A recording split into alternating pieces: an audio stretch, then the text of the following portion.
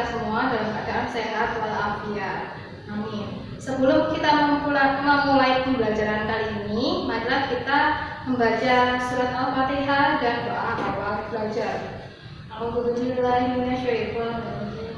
Bismillahirrahmanirrahim. Alhamdulillahirabbil alamin. Ar-Rahmanirrahim. Maliki yaumiddin. Iyyaka na'budu wa iyyaka nasta'in.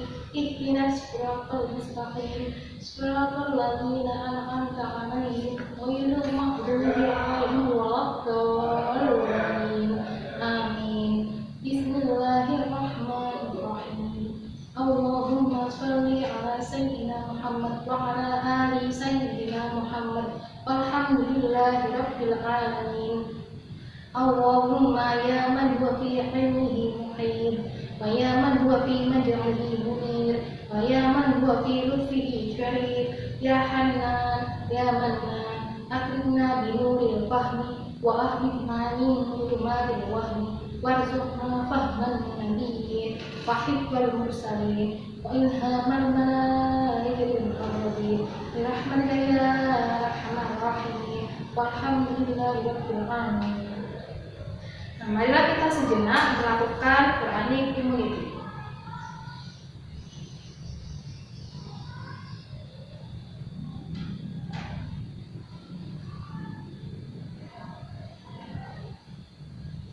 A'udzubillahi minasyaitonirrajim. Bismillahirrahmanirrahim. Amwatun ghairu ahya wa ma yash'urun ayyana yub'atsun. Yang artinya berhala-berhala itu benda mati, tidak hidup, dan berhala-berhala itu tidak mengetahui apakah penyembahnya dibangkitkan. Subhanallahul azim.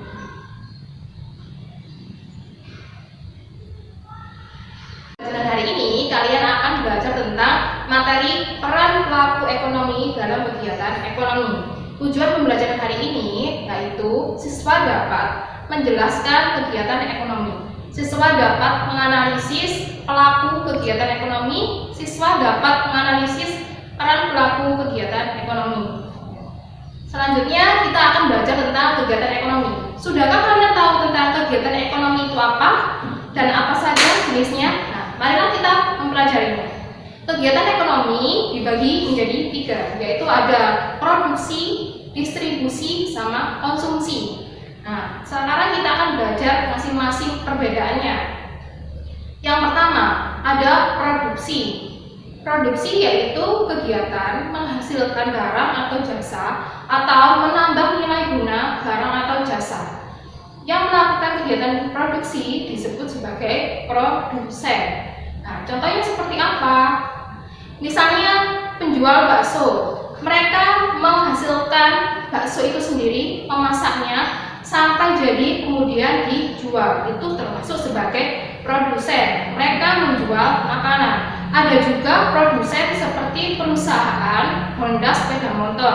Mereka melakukan perakitan sampai mereka distribusikan.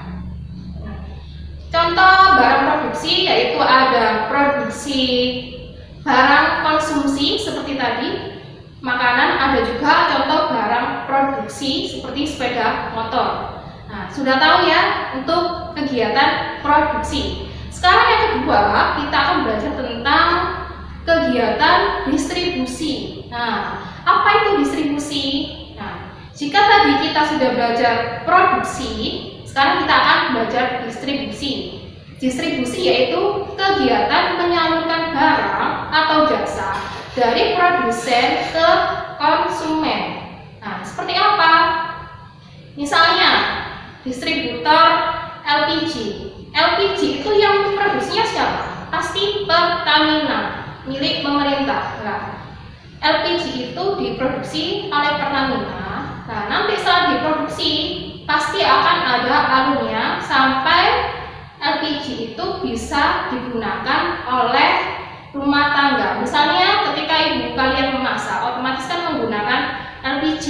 Nah, LPG itu datangnya berasalnya dari mana? Nah, Pertamina memproduksinya nanti akan dijual ke agen, ke distributor. Nah, dari distributor itu nanti ada sampai ke toko, dari toko akan dibeli oleh ibu kalian. Yang melakukan distribusi yaitu disebut sebagai distributor. Nah, sekarang kegiatan ekonomi yang terakhir atau yang ketiga yaitu konsumsi. Nah, kalian dalam kehidupan sehari-hari pasti melakukan kegiatan ini. Kenapa? Karena ketika kalian lapar, kalian makan. Ketika kalian minum, ketika kalian haus, kalian minum. Nah, ini dinamakan sebagai kegiatan konsumsi. Apa itu artinya konsumsi? Konsumsi yaitu menghabiskan nilai guna barang atau jasa. Nah, misalnya tadi makan, kalau makan langsung dihabiskan barangnya.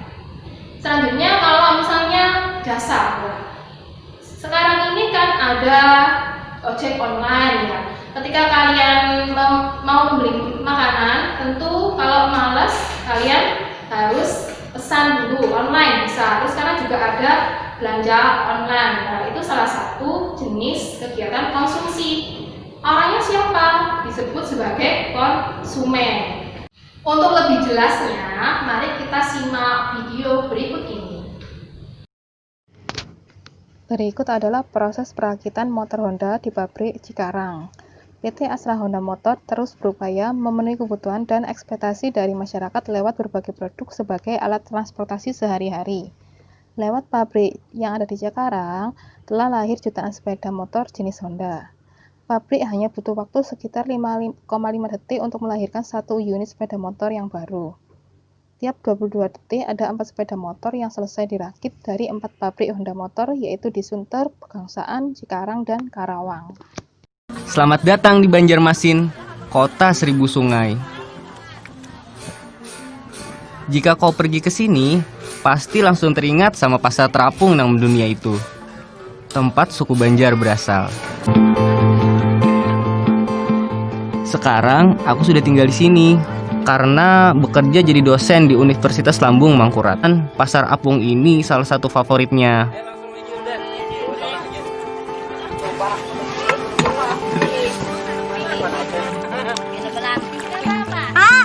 Belanti kira-kira. Ada meherani lagi lah. Mendapat bahannya. Alhamdulillah. Ini wak.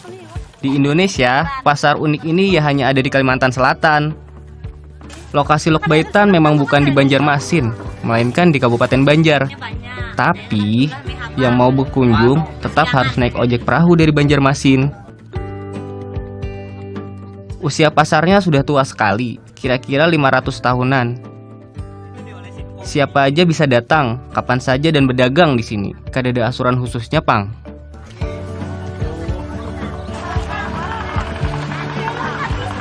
Dahulu proses jual belinya dilakukan dengan barter.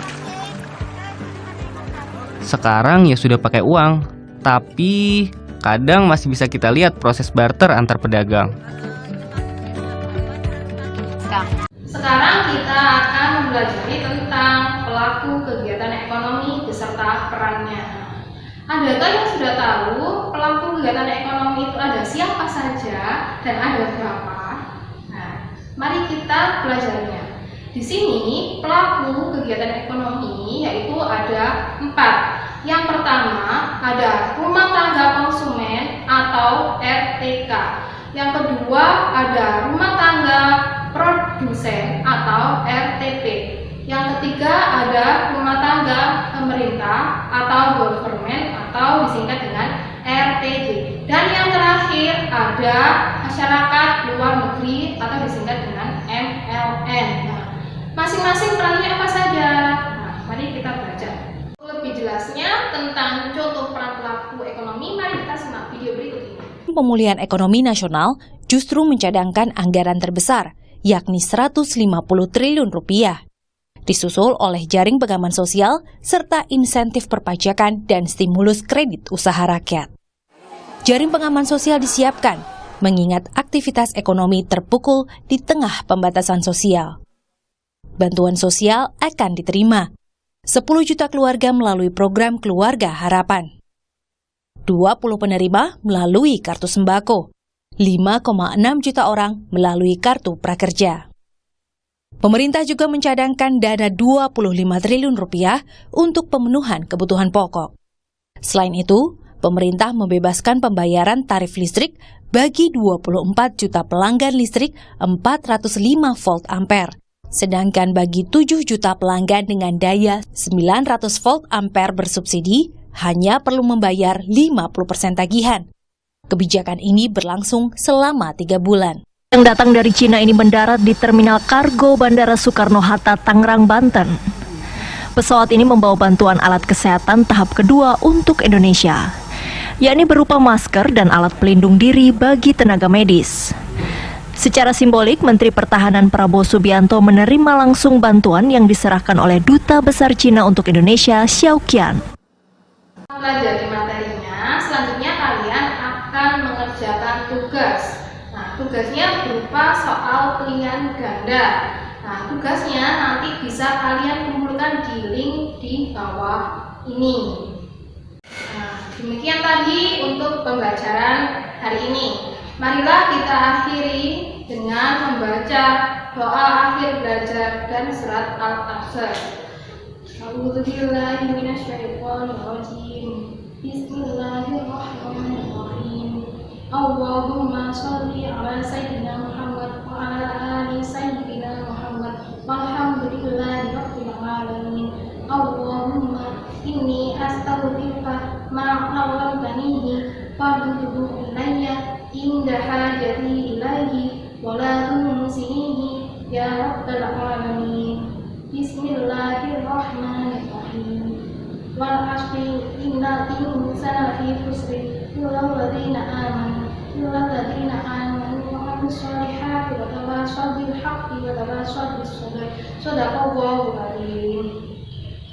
Semangat belajar anak-anak, tetap jaga kesehatan. Wassalamualaikum.